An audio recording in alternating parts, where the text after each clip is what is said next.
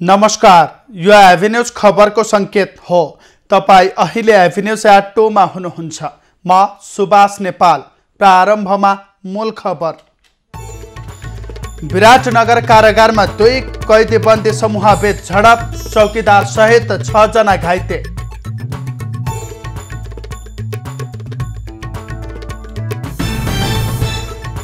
दुई सातादेखि सर्वोच्च अदालतमा न्याय सम्पादन ठप्प। प्रधान न्यायाधीशले तोके बन्दी प्रत्यक्षीकरण बाहेकका मुद्दाको पनि पेशी।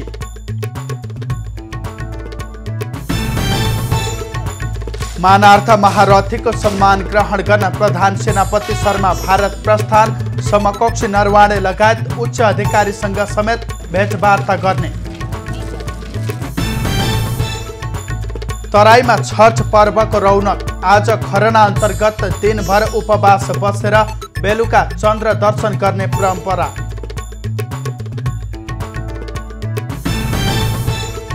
र अमेरिकी पूर्व राष्ट्रपति ओबामाद्वारा चीन र रुसको आलोचना। जलवायु परिवर्तन सम्बन्धी मुद्दालाई गम्भीरतापूर्वक नलिएको आरोप।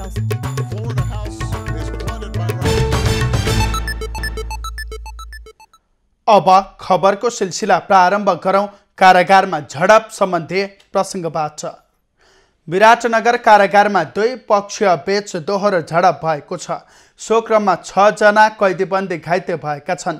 कारागारका चौकीदार किरण गुरुङले यातना दिएको भन्दै कैदीबन्दी बीच मङ्गलबार बिहान दोहोरो झडप भएको हो। झडपमा चौकीदार किरण गुरुङ र नाइकेहरू शेखर राई, निर्मल ढकाल, विशाल मुक्तान, दिल्ली देवान र सूर्यदेव गुप्ता घाइते भएको कारागारका निमित्त जेलर रामप्रसाद पोखरेलले जानकारी दिएका छन्। घाइते 6 जनालाई उपचारका लागि कोशी अस्पताल पठाइएको छ र यस विषयमा थप कुराकानी गर्नका लागि यति बेला हाम्रो टेलिफोन सम्पर्कमा हुनुहुन्छ मोरङका प्रमुख जिल्ला अधिकारी काशीराज दाहाल। दाहालज्यू, विराटनगरको कारागारमा 2 पक्षीय बीच झडप भएको छ। त्यहाँको पछिल्लो अवस्था कस्तो रहेको छ? अहिले सामान्य भइसकेको छ। त्यो बिहान 10 बजे कैदी बीच विवाद भएर झगडा भएको हो। विवाद सामान्यकरणमा आइसकेको छ। अब हाम्रो नियन्त्रणमा छ र सुरक्षाको नियन्त्रणमा छ कारागार। केही कैदीबन्दीहरू चाहिँ आपसी विवादमा झगडा हुँदाखेरि केहीलाई सामान्य चोट लागेकोलाई चाहिँ सामान्य उपचारका लागि हस्पिटल पठाइयो। झडप चाहिँ खास के कारणले भएको हो? अब उहाँहरूको चाहिँ सामान्य विवाद भन्ने आएको छ। अब त्यहाँको कारागारको केही समस्याहरूको बारेमा चाहिँ कारागारको प्रमुखले मलाई नोटिस गर्नुभएको छ। खास गरी अहिले चाहिँ त्यहाँ कारागारमा चाहिँ कैदीबन्दीहरूलाई चाहिँ अब चाहिँ उपलब्ध गराउने रासनदेखि लगायतका विषयहरूमा चाहिँ त्यति प्रभावकारी भएन भन्ने विषय छ। अरू चाहिँ मलाई लाग्छ चाहिँ अरू विषयहरू चाहिँ हामीलाई चाहिँ डिटेलमा आएको छैन।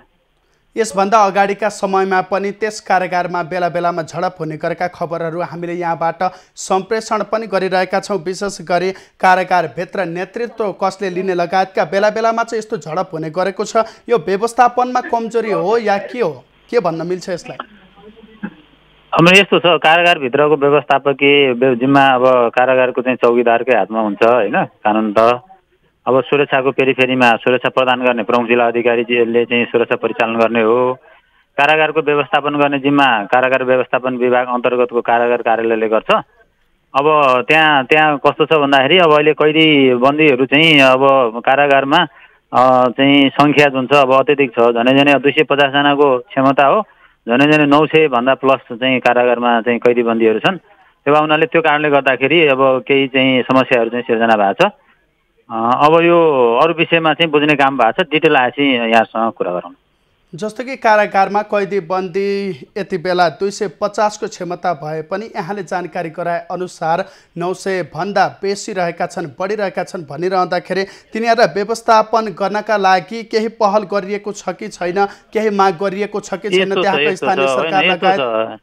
कारागार व्यवस्थापन विभागले चाहिँ आफ्नो स्रोत साधनले भ्याएसम्म कैदीबन्दीहरूलाई एक ठाउँबाट अर्को ठाउँमा सार्ने कामहरू हुन्छ र चाहिँ कतिपय कैदीबन्दीहरूलाई चाहिँ अब झुम्का कारागार एउटा अलिकति व्यवस्थित कारागारको रूपमा रहेको छ। त्यहाँ चाहिँ हामीले कतिपय काराबन्दीहरूलाई त्यहाँ सार्ने काम पनि गर्छौँ र अन्यत्र पनि अब यो कारागारको क्षमता अनुसार त्यसको चाहिँ कैदीबन्दीहरूलाई एक ठाउँबाट अर्को ठाउँमा सार्ने निर्णय कारागार व्यवस्थापन विभागले गर्छ। यो कुराहरू चाहिँ हामीले चाहिँ नोटिसमा चाहिँ विभागको महानिर्देशकज्यूसँग पनि यो विषयहरू चाहिँ उठान गरेका छौँ र अहिले अब वास्तवमा यो कारागारको समस्या यहाँको मात्रै होइन, सबै चाहिँ भएका कारागारहरूको अलिकति पुरानो कारागार छन्, त्यसमा कैदीवेदीहरूको चाहिँ सङ्ख्या बढी भएको अवस्थाहरू छ। त्यसलाई व्यवस्थित गर्नलाई प्रयासहरू पनि भएको छ। अब नयाँ कारागार भवन अहिले विराटनगरमा बन्दैछ, त्यो बन्न समय लाग्छ होइन।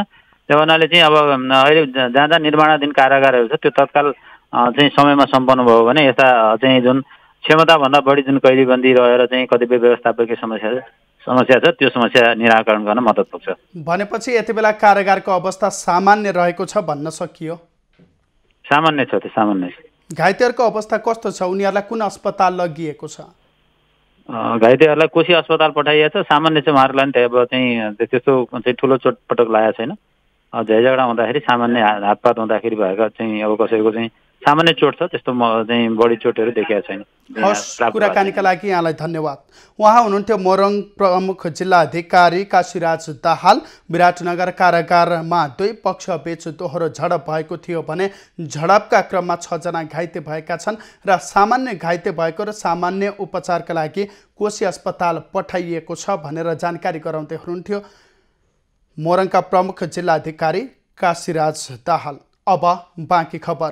भारतीय स्थल सेना अध्यक्षको औपचारिक निमन्त्रणामा प्रधान सेनापति प्रभुराम शर्मा आज बिहान भारत प्रस्थान गरेका छन्। प्रधान सेनापति भएपछि शर्माको यो पहिलो विदेश भ्रमण हो। भारतीय स्थल सेना अध्यक्षको मानार्थ दर्जानी ग्रहण गर्न प्रधान सेनापति शर्मा आज बिहान नेपाली सेनाको विमान मार्फत नयाँ दिल्ली प्रस्थान गरेका हुन्। नेपाल र भारतका सेना प्रमुखहरूलाई कदर स्वरूप एकअर्का मुलुकको मानार्थ महारथीको दर्जाबाट सम्मान गर्ने प्रचलन छ। भारतीय राष्ट्रपति रामनाथ कोविन्दले राष्ट्रपति कार्यालयमा बुधबार हुने विशेष समारोहमा प्रधान सेनापति शर्मालाई भारतीय स्थल सेनाको मानार्थ महारथीको दर्जानी चिन्हबाट सम्मान गर्ने कार्यक्रम छ। प्रधान सेनापति शर्माले भारतीय समकक्षी मनोज मुकुन्द नरवाणेसँग द्विपक्षीय भेटवार्ता गर्नेछन्। उनले भारतीय आर्म फोर्सका chief of defence staff Bipin रावतसँग समेत भेट्नेछन्। भारत भ्रमणका क्रममा प्रधान सेनापति शर्माले भारतीय रक्षा सचिवसँग पनि द्विपक्षीय हितका विषयमा छलफल गर्ने कार्यक्रम छ। औपचारिक कार्यक्रम पूरा गरी प्रधान सेनापति शर्मा कार्तिक 26 गते शुक्रबार नेपाल फर्कनेछन्। प्रधान न्यायाधीश चोलेन्द्र शमशेर जबराले आजदेखि नियमित पेशी तोक्ने तयारी गरेका छन्। न्यायाधीशहरूको आन्दोलनका कारण दबावमा परेका जबराले विरोधका बीच नियमित पेशी तोक्ने तयारी गरेका हुन्। आम नागरिकको न्याय पाउने अधिकार कुण्ठित हुने भन्दै नियमित पेशी तोक्ने तयारी राणाले गरेका हुन्। जबराले सोमबार पनि आफूसहित 6 वटा पेशी तोकेका थिए, जसमध्ये न्यायाधीशहरू बम कुमार श्रेष्ठ, प्रकाश कुमार ढुङ्गाना, कुमार चुडाल, कुमार रेग्मीले आफ्नो इजलासमा बन्दी प्रत्यक्षकरणको मुद्दामा मात्रै सुनवाई गरेका थिए। 4 वटा इजलास बसेसँगै न्यायाधीशहरू विभाजित भएका छन्। पेशी तोकिएका अन्य न्यायाधीशले भने इजलास बहिष्कार गरेका थिए। जबराको काममा असन्तुष्टि जनाउँदै सर्वोच्चका न्यायाधीश 2 सातादेखि इजलासमा उपस्थित भएका छैनन्। प्रधान न्यायाधीश जबराको राजीनामा माग गर्दै 2 सातादेखि चलेको आन्दोलनका कारण अदालतमा 2 सातादेखि न्याय सम्पादनको काम ठप्प छ। केही बन्दी प्रत्यक्षकरणका रिट बाहेकको अदालतमा सुनवाई हुन सकेको छैन। प्रधान न्यायाधीश जबराले राजीनामा नदिने अडान लिएका छन्। सर्वोच्चका न्यायाधीश र नेपाल बार एसोसिएसन भने उनले मार्ग प्रशस्त गर्नुपर्ने माग राख्दै आएका छन्।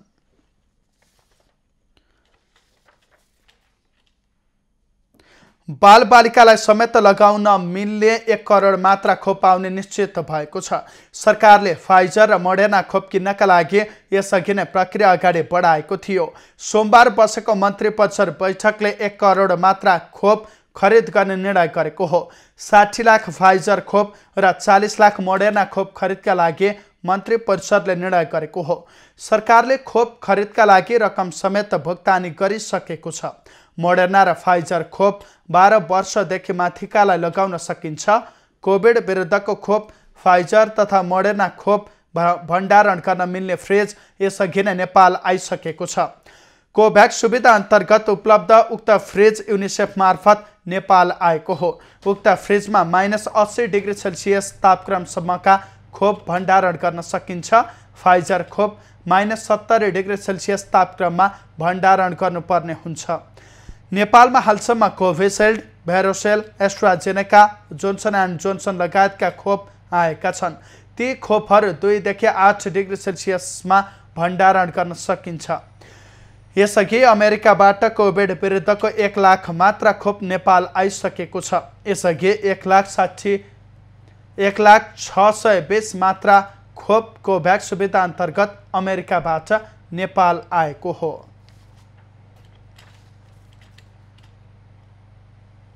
नेकपा एमालेका उपाध्यक्ष भीम रावलले नेकपा एमाले सुदूरपश्चिम प्रदेश कमिटीको बैठक गर्न लागिएकोमा आपत्ति जनाएका छन्। आज गर्न लागिएको बैठक 10 बुँदे सहमति र त्यसको कार्यान्वयनका लागि जारी अपानी 12 विपरीत भएको रावलको भनाइ छ। ट्विटर मार्फत नेता रावलले सुदूरपश्चिम प्रदेश कमिटीको बैठकलाई कथित गुटबन्दी बैठकको संज्ञा दिएका हुन्।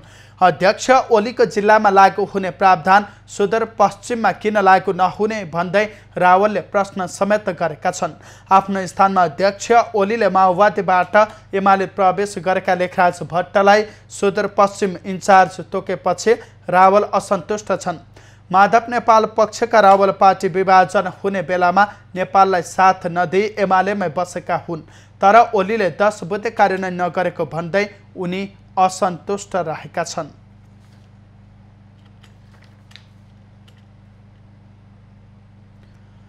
श्रद्धा, निष्ठा र लोक आस्थाको पर्व छठका व्रतालुले आज पर्वको दोस्रो दिन खरना विधिको तयारी गरेका छन्।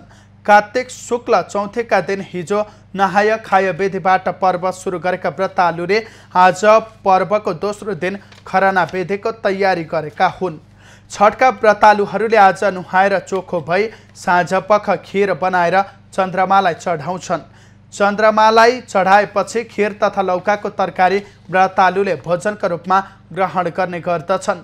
आज सबै व्रतालुहरूले बिहानदेखि निर्जला भएर बेलुकी 1 छाक मात्र भोजन गर्छन्। सोमबारदेखि व्रत बसेका व्रतालुले सप्तमीसम्म माछा, मासु, लसुन, प्याज, कोदो आदिको भोजन गर्दैनन्। यो 4 दिन व्रतालुले सार्वजनिक भोजन मात्र गर्छन्। कार्तिक शुक्ल चतुर्दशीदेखि सुरु भएको यो पर्व कार्तिक शुक्ल सप्तमीसम्म मनाइन्छ। छठमा विशेष गरी प्रकृतिको 6औं अंशबाट उत्पन्न भएकी भगवती देवीको पूजा गरिन्छ। देवी भागवतमा छठी देवीले पुत्र नभएकालाई पुत्र, पत्नी नभएकालाई पत्नी, धन नभएकालाई धन प्रदान गरेको कथाहरू उल्लेख गरिएको छ। छठलाई एउटा कठिन व्रत र उपवासको रूपमा हेरिन्छ। छठको व्रत बस्दा चोखो निधो, संयम र ब्रह्मचर्य धर्मको पालना गरिएन भने छठ पूजाको फल नपाइने जनविश्वास रहिआएको छ। कार्तिक शुक्ल सप्तमीका दिन उदाउँदो सूर्यलाई अर्घ्य चढाई छठ पर्वको व्रतलाई समापन गर्ने प्रचलन रहेको छ। बाराका व्रतालुहरूले पनि छठ पर्वको दोस्रो दिन खरनाको तयारी गरेका छन्। व्रतालुहरू आज दिनभर उपवास बसेर बेलुकी दुध र सक्खरमा बनाइएको खीर, रोटी खाएर खरना विधि पूरा गर्दैछन्। चर्मरोगको नाश तथा पारिवारिक सुख समृद्धिका लागि छठी माताको आराधना गर्दै यो पर्व बारामा धुमधामले मनाउने गरिन्छ।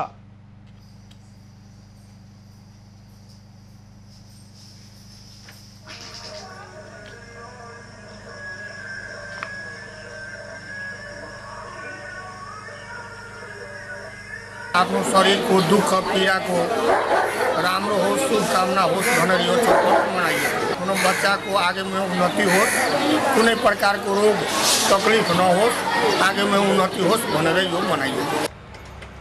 नदी, पोखरी, तलाउ लगायतका जलाशयमा छठ पर्वका लागि छठ घाट सजाउने कार्य धमाधम भइरहेको छ। कोरोना प्रभावका कारण अन्य वर्षको तुलनामा छठ घाटको सजावटमा कमी देखिएको छ। निकै कठिन मानिने यो पर्वका 4 दिन मध्ये 2 दिन छठ व्रतालुहरूले अन्न पानी नखाई भोकै बसी व्रत गर्ने प्रचलन रहेको छ। बाराका व्रतालुहरूले पनि छठ पर्वको सुरु गरिसकेका छन्।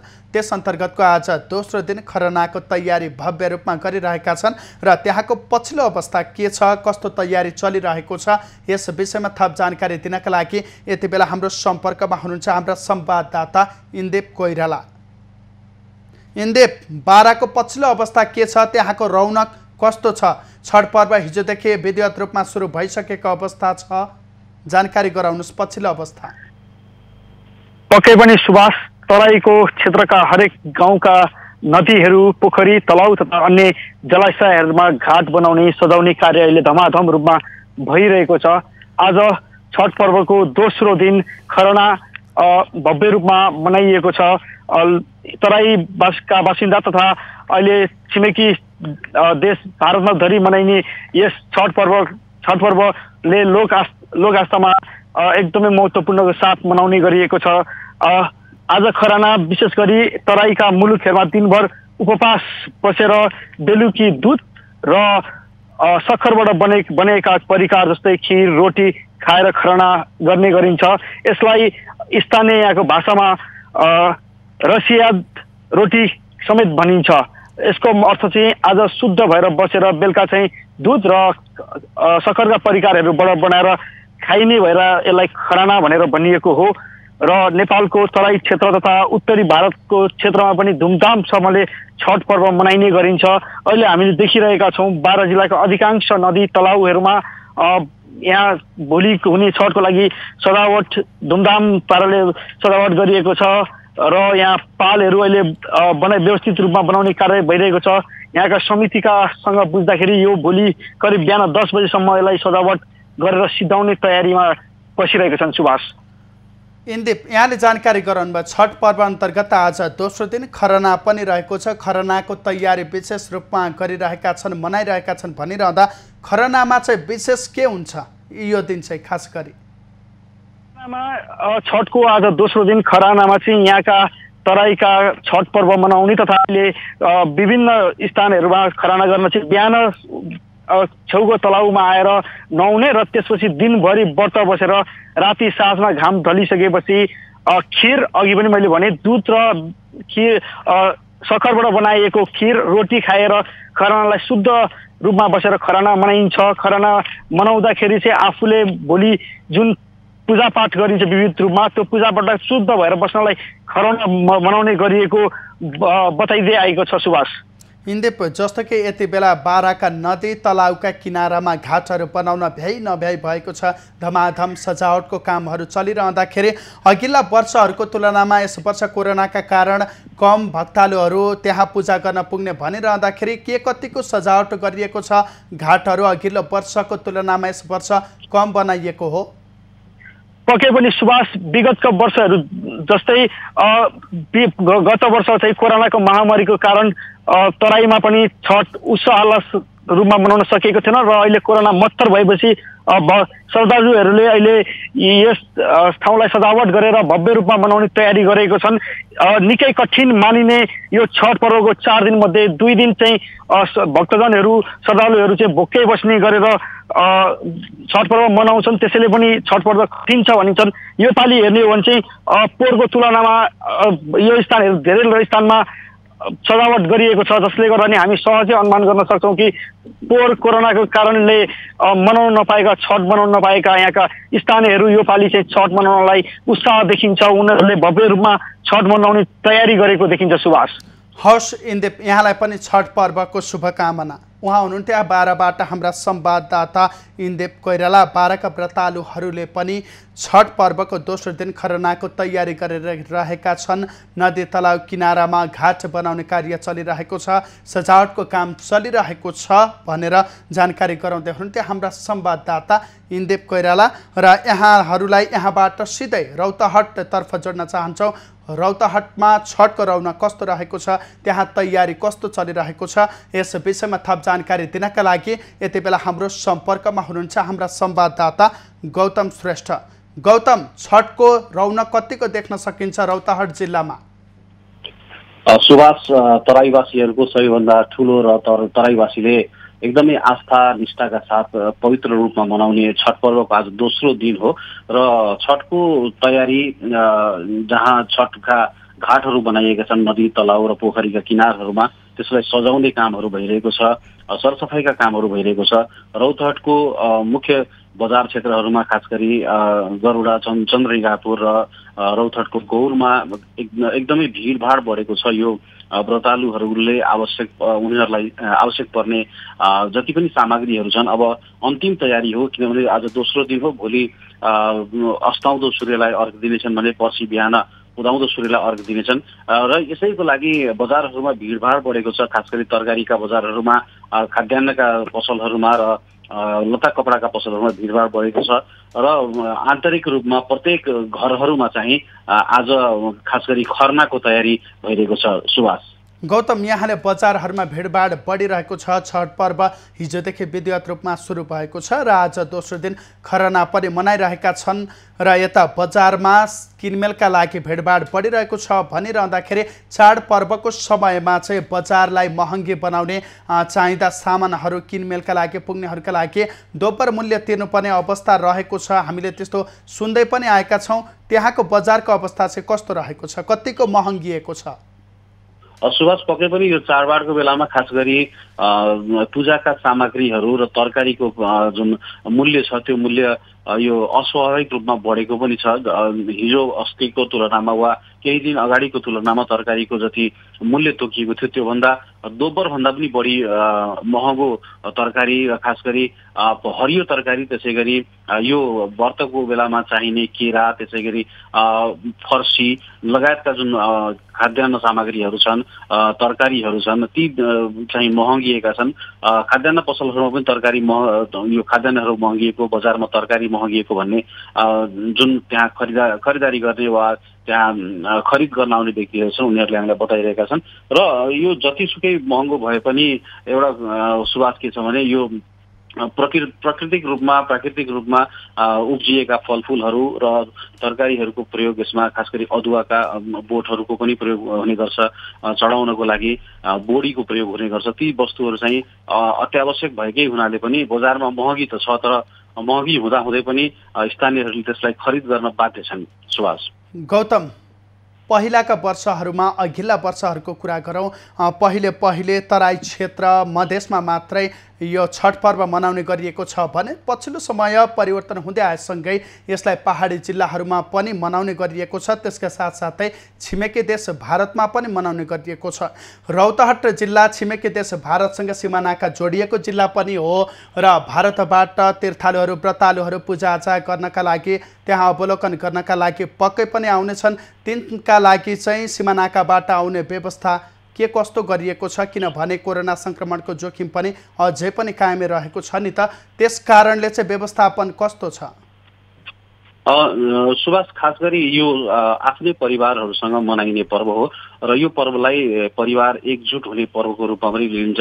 किनभने वर्षभरि कमाउनको लागि वा कामको सिलसिलामा चाहे त्यो वैदेशिक रोजगारीको लागि गएको व्यक्ति नै किन नहोस्, उनीहरू फर्किने गर्छन् र घर परिवारसँगै बसेर, आफ्ना इष्टमित्रसँग बसेर यो भक्तिभावपूर्वक यो पर्व मनाइन्छ। र त्यसैले गर्दा रौतहटबाट विभिन्न कामका सिलसिलामा भारतका विभिन्न अन्य ठाउँहरूमा, अन्य राज्यहरूमा गएका व्यक्तिहरू पनि फर्किने क्रममा रहेका छन् र खास गरी सीमा नाकाहरूमा भारतीय पक्षबाट चाहिँ एन्टिजेन टेस्टहरूको व्यवस्था हामीले देखेका छौँ। बोर्डरमा चाहिँ त्यो देखिएको छ। नेपाली पक्षबाट त्यस्तो खासै यो टेस्ट एन्टिजेन वा परीक्षणको व्यवस्था गरिएको छैन। सीमा नाकामा जुन सुरुमा हेल्थ डेस्कहरू राखिन्थ्यो त्यो हेल्थ डेस्कहरू पनि राखिएको छैन। भारतीय पक्षले चाहिँ एन्टिजेन टेस्ट त्यहाँ भारतका एसएसपीहरूले गरिरहेको भन्ने हामीलाई जानकारी छ। र नेपाली पक्षबाट चाहिँ त्यस्तो सीमामा चाहिँ कुनै किसिमको कोरोनालाई लिएर चेक जाँचको व्यवस्था छैन। सुभाष, हवस् गौतम, यहाँलाई छठ पर्वको धेरै धेरै शुभकामना। उहाँ हुनुहुन्थ्यो रौतहटबाट हाम्रा संवाददाता गौतम श्रेष्ठ। र बारामा मात्र नभइकन रौतहटमा पनि छठ पर्वको तयारी तीव्र रूपमा चलिरहेको छ। छठ पर्वको आज दोस्रो दिन खरना धुमधामका साथ मनाइरहेका छन्। बजारहरूमा किनमेल गर्नको घुइँचो उत्तिकै लागेको छ भने बजारमा सामानहरूको मूल्य अत्यधिक रूपमा वृद्धि भएको छ। यद्यपि किन्नै पर्ने हुने कारणले पनि उनीहरू बजारमा घुइँचो लागेको छ भनेर जानकारी गराउँदै हुनुहुन्थ्यो हाम्रा संवाददाता गौतम श्रेष्ठ। खबरको सिलसिला अझै जारी छ, हामीसँगै रहनुहोला। देशमा कानुन विषयमा जनशक्तिको अभाव बढ्दै गएपछि यसलाई पूर्ति गर्ने उद्देश्यका साथ गण्डकी प्रदेशको दोस्रो व्यापारिक केन्द्र बागलुङमा कानुन तहको अध्ययन माध्यमिक तहमा सुरु भएको छ। जिल्लामै कानुन विषय पढाइ हुन थालेपछि यस क्षेत्रमा छात्रको भन्दा छात्राको आकर्षण बढेको छ। कानुनमा भविष्य देखेर यो विषय अध्ययन गरेको विद्यार्थीहरू बताउँछन्। समाजमा एउटा जुन गहिरो जरा बसेको छ नि, महिलाले केही गर्न सक्दैन, महिला बाहिर गएर हुन सक्दैन भन्दै महिलालाई जुन घरेलु दबाब अनि बाहिरबाट दबाब आइरहेको हुन्छ अनि त्यो दबाबलाई अन्त्य गर्न अनि महिलाहरू धेरै ठाउँमा लैङ्गिक भेदभाव अनि पढ्न नपाएको अनि त्यसपछि बाहिर गएर रोजगार गर्न नसक्ने हामीले व्यवहारमा ल्याउन र अबको नेपालमा महिलाहरूले केही गरेर देखाउन सक्छौँ। मेरो कानुन विषय रोज्नुको लक्ष्य चाहिँ अब जुन हाम्रो समाजमा हाम्रो देशमा महिलाहरू हिंसाहरू धेरै बढ्दै आइरहेको छ। महिला शोषणहरू अब घरबाट बाहिर, घर परिवारबाट, सासू ससुरबाट बाहिरबाट जुन शोषण दमन आइरहेको छ महिलालाई, त्यसको लागि अब हामीले यस्तो शोषणमा बस्नु हुँदैन भनेर एउटा जागृत गर्नको लागि र आफ्नो हकको लागि आफै लड्नुपर्छ। अदालत कानुन मन्त्रालयमा मात्रै नभई संविधानले व्यवस्था गरे अनुसार केन्द्रीय, प्रदेश र स्थानीय सरकारमा समेत कानुनका जनशक्ति पर्याप्त मात्रामा आवश्यकता पर्ने भएपछि विद्यार्थीको आकर्षण बढेको हो। कानुनबाट गयो भने हामी अगाडि बढ्न सकिन्छ। कानुनको क्षेत्रमा चाहिँ छिटो अगाडि प्रमोसन लिन सकिन्छ। अनि समाजमा चाहिँ कानुन जान्नै पर्दो रहेछ, किनकि अहिलेको युवा पिँढीमा धेरै जसो चाहिँ केटीहरू बलात्कृत हुने हैन, कलिलो उमेरमा विवाह गर्ने र छिटै चाहिँ सम्बन्ध विच्छेद हुने यस्तो किसिमको परिपाटीले गर्दाखेरि हामीले कानुन जान्नु पर्दो रहेछ भन्ने जागरण जो महिलाहरूमा, केटीहरूमा भएको हुनाले पनि आकर्षण बढेको हुनसक्छ। बागलुङ सदरमुकाममा रहेको आदर्श विद्या मन्दिर माध्यमिक विद्यालयले कक्षा 11 र 12 मा कानुन विषयको पढाइ थालेको हो। गर्ल्समा बढी चाहिँ चाम चाहिँ देखिएको छ, किनभने यो कस्तो हाम्रो यो बागलुङ बजारभित्र एउटा फिमेल एडभोकेटहरूको अलिकति सङ्ख्या कम भएको हुनाले अनि योबाट अलि एउटा त्यो मुकाममा पुग्नलाई पनि सजिलो भएको हुनाले गर्ल्सहरूले चाहिँ यो चाहिँ अलिक बढी नै आकर्षित भएको चाहिँ म देख्छु अहिलेको यो हाल 1 वर्ष या 2 वर्षभित्रमा। अहिले कानुन पढ्ने 40 जना विद्यार्थीहरू छन्। कक्षा 11 मा 18 जना विद्यार्थीहरू मध्ये सबै छात्रा छन् भने कक्षा 12 मा 22 जना विद्यार्थी मध्ये 20 जना छात्रा, 2 जना छात्र छन्। कक्षा 11 र 12 मा कानुन अध्ययन गरेका विद्यार्थीले सिधै स्नातक तहमा कानुन संकायमा अध्ययन गर्न पाउने छन् भने अन्य संकायमा पनि सिधै अध्ययन गर्न पाउने व्यवस्था गरिएको छ। बागलुङमा जिल्ला अदालत र उच्च अदालत गरी 2 वटा अदालत रहेका छन्। अदालतमा 2 दर्जन कानुन व्यवसायहरू क्रियाशील छन्, तर महिलाको संख्या भने 3 जना मात्र रहेको छ। राजेश चन्द्र राजभण्डारी, बागलुङ।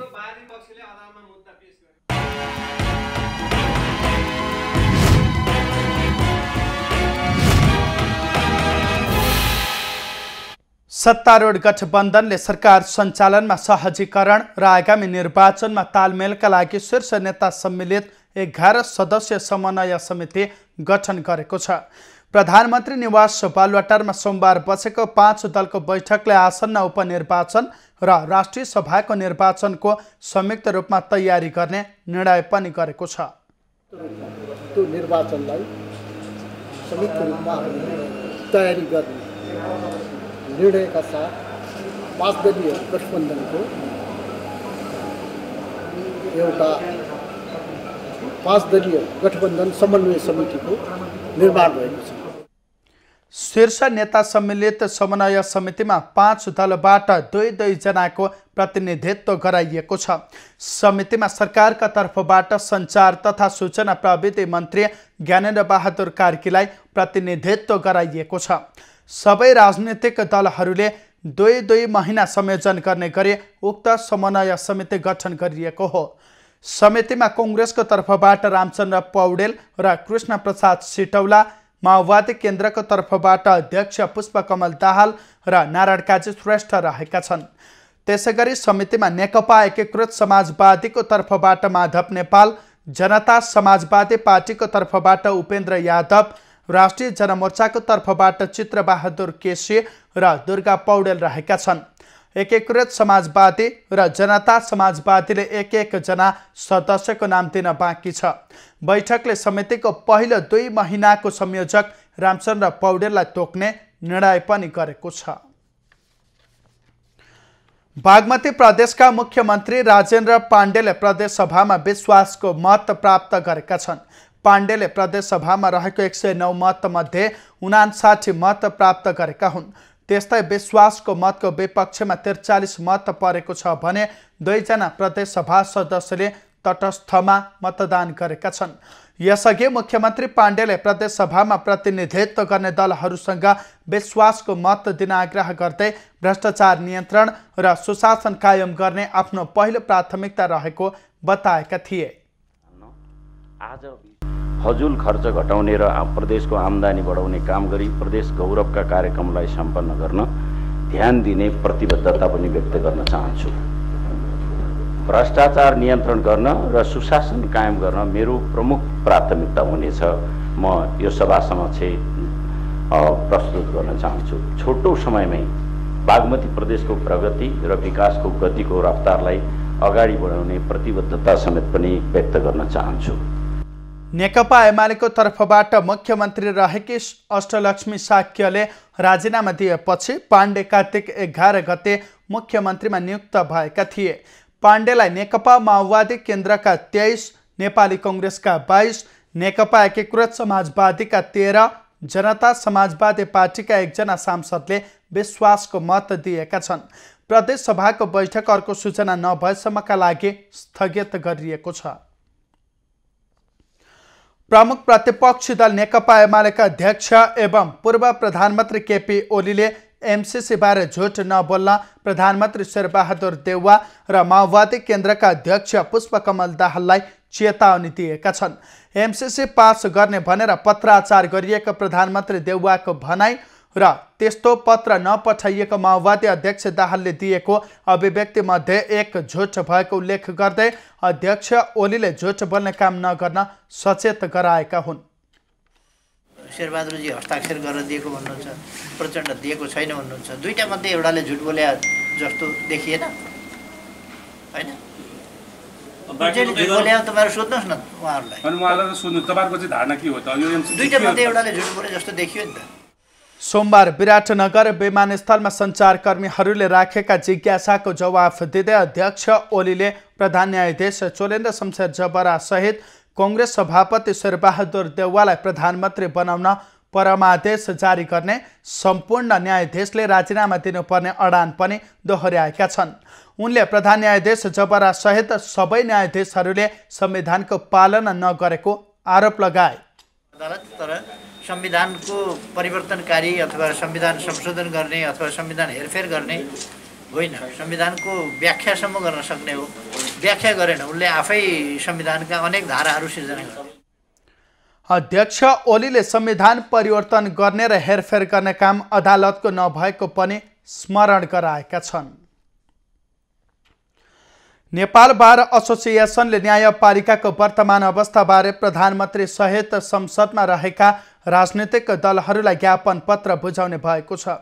आइतबार र सोमबार देशव्यापी छलफल गरेको एसोसिएसनले प्रधान न्यायाधीश चोलेन्द्र शमशेर जबराको विषयमा प्रधानमन्त्री सहित संसदमा रहेका राजनीतिक दलहरूलाई उपयुक्त कदम चाल्न अनुरोध गर्ने निर्णय गरेको हो। बैठकले प्रधान न्यायाधीशको राजीनामा नआउन्जेल आन्दोलनका कार्यक्रमलाई जारी राख्ने निर्णय पनि गरेको छ। बैठकले कार्तिक 25 देखि 30 गतेसम्म उपत्यकाका अदालत र न्यायाधिकरणहरूमा बिहान 10 बजेदेखि 12 बजेसम्म सुनवाई नगरिदिन र बहसमा सहभागी नहुन अधिवक्ताहरूलाई आग्रह गरेको छ। न्यायालयको वर्तमान अवस्थाका बारेमा आम नागरिकलाई जानकारी गराउन बारले श्वेत पत्र जारी गर्ने निर्णय पनि गरेको छ। त्रिभुवन अन्तर्राष्ट्रिय विमानस्थलको भन्सार जाँचपासमा खटिएका कर्मचारीलाई दुर्व्यवहार गर्ने पर्यटन बोर्डका प्रमुख कार्यकारी अधिकृत धनञ्जय रेग्मीलाई स्पष्टीकरण सोधिएको छ। नायब सुब्बा सुमन थापालाई कुटपिट गरेको आरोप लागेका प्रमुख कार्यकारी अधिकृत धनञ्जय रेग्मीमाथि संस्कृति पर्यटन तथा नागरिक उड्डयन मन्त्रालयले 3 दिने स्पष्टीकरण सोधेको हो। रेग्मीले कर्मचारीलाई कुटपिट गरेको खबर बाहिरिएपछि पर्यटन मन्त्री प्रेम आलेले सोधपुछका लागि बोलाएका थिए। सो क्रममा रेग्मीले घटनाबारे जानकारी गराएका थिए।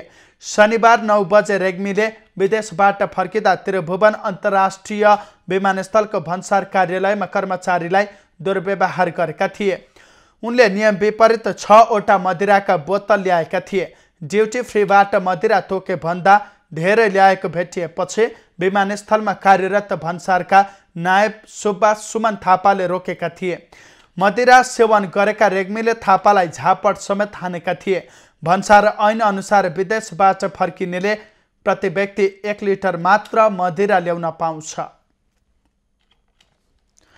स्थानीय विकास प्रशिक्षण प्रतिष्ठान परिषदका कर्मचारीले कार्यकारी निर्देशकको राजीनामाको माग गर्दै तालाबन्दी गरेका छन्। सोमबार ललितपुरको जाउलाखेल स्थित परिषदमा कर्मचारीहरूले कार्यकारी निर्देशक पेत कुमार श्रेष्ठको राजीनामाको माग गर्दै कार्यकक्षमा तालाबन्दी गरेका हुन्। कर्मचारीहरूले आफूहरूको सम्मानजनक व्यवस्थापन, संस्थाको संस्थागत सुदृढीकरण नभएका कारण बाध्य भएर तालाबन्दी गर्नु परेको बताएका छन्। उनीहरूले कार्यकारी निर्देशकलाई बारम्बार यस विषयमा अवगत गराए पनि चासो नदिएको आरोप लगाएका छन्। भन्दा पनि उहाँले पृथक ढङ्गले प्रस्तुत भएपछि हामी अत्यन्तै खुसी भएका थियौँ।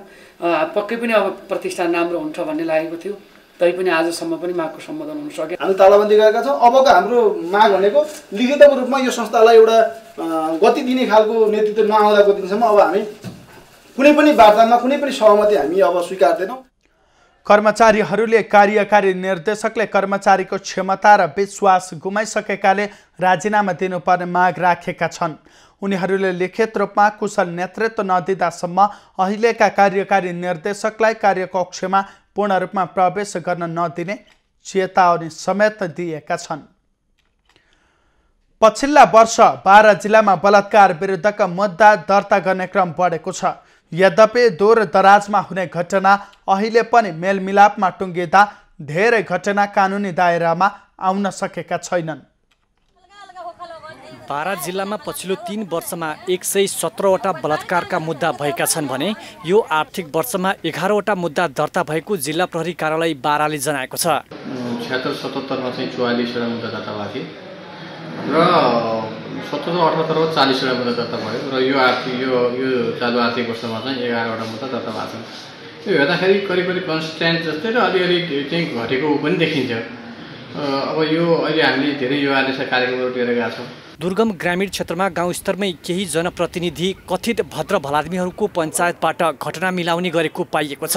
यद्यपि मेलमिलापमा संलग्न कतिपयलाई पनि प्रहरीले पक्राउ गर्ने गरेको छ। कानुनको कठघरामा उभिएर गलत चिजको विरुद्धमा जबसम्म पर्दाफास गर्दैनौँ, कानुनलाई हातमा लिने काम गर्दैनौँ, तबसम्म यस्ता गलत प्रवृत्तिको अन्त्य हुँदैन। ग्रामीण क्षेत्रमा हुने गरेका बलात्कारका घटना गाउँ तहमै मिलाएर दोषीलाई उन्मुक्ति दिने गरेको अधिकार कर्मीको भनाइ छ। कानुनी उपचार के हो, विधि के हो, कानुनी उपचारको विधिमा लगेर जो त्यस्ता घटनाका भागीदार छन्, जो चाहिँ समाजमा विकृति फैलाउने र हिंसामा पार्ने भागीदारहरू छन्, तिनीहरूलाई चाहिँ कानुनले सक्दो कडाभन्दा कडा कारबाहीको गर्न पर्यो। पछिल्लो समय विकृति बढ्दै जाँदा सभ्य र मर्यादित मानिएका व्यक्तिबाट नै बलात्कारका घटना हुँदा समाजले समग्र पुरुषमाथि नै प्रश्न उठाउने गरेको छ। इन्दिप कोइराला, बारा।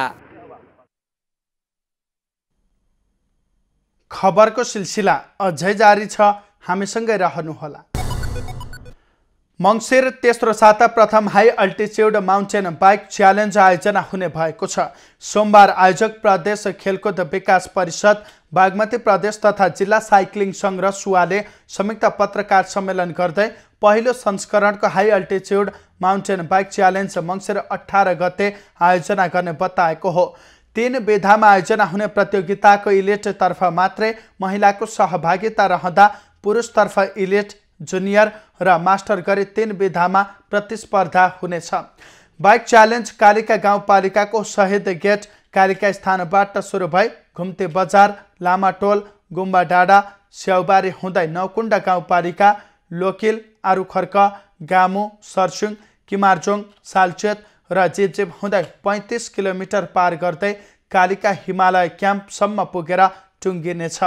प्रतियोगिता आयोजनाका लागि प्रदेश खेलकुद विकास परिषद र जिल्ला साइक्लिङ सङ्घ रसुवाबीच सोमबार नै सम्झौता पत्रमा हस्ताक्षर भएको छ। प्रतियोगिता आयोजना गर्न प्रदेश खेलकुद परिषदले जिल्लालाई 10 लाख रुपैयाँ उपलब्ध गराउनेछ। आयोजकले खुल्ला प्रतियोगितामा 150 जना प्रतिस्पर्धी सहभागी हुने जनाएको छ। प्रतियोगिताको इलिट तर्फको प्रथम हुनेले 40,000, द्वितीयले 20,000, तृतीयले 15,000 रुपैयाँ प्राप्त गर्नेछन्। यस्तै मास्टर र जुनियर तर्फको प्रथमदेखि तृतीयसम्मको विजेताले क्रमशः 15, 10 र 7,000 पुरस्कार प्राप्त गर्नेछन्।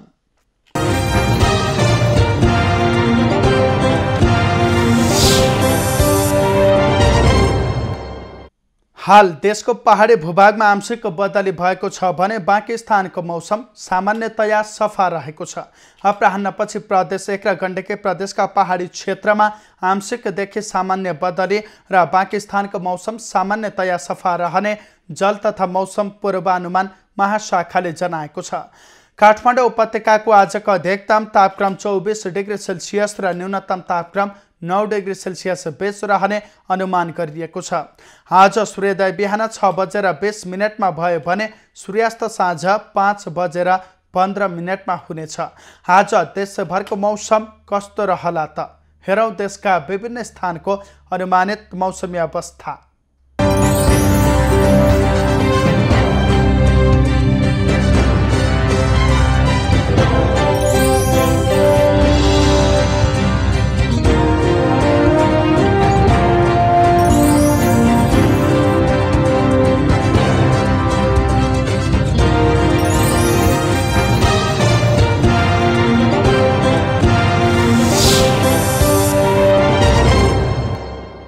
अहिलेलाई खबरको क्रम यति नै। एभिन्यूज खबरका यी सहित अन्य विस्तृत खबरका लागि www.avenews.tv लगअन गर्न सक्नुहुनेछ। युट्युब, फेसबुक र ट्विटरमा पनि हामीलाई फलो गर्न सकिनेछ। खबर भित्रको खबरका लागि हेर्दै रहनुहोला एभिन्यूज खबर। नमस्कार।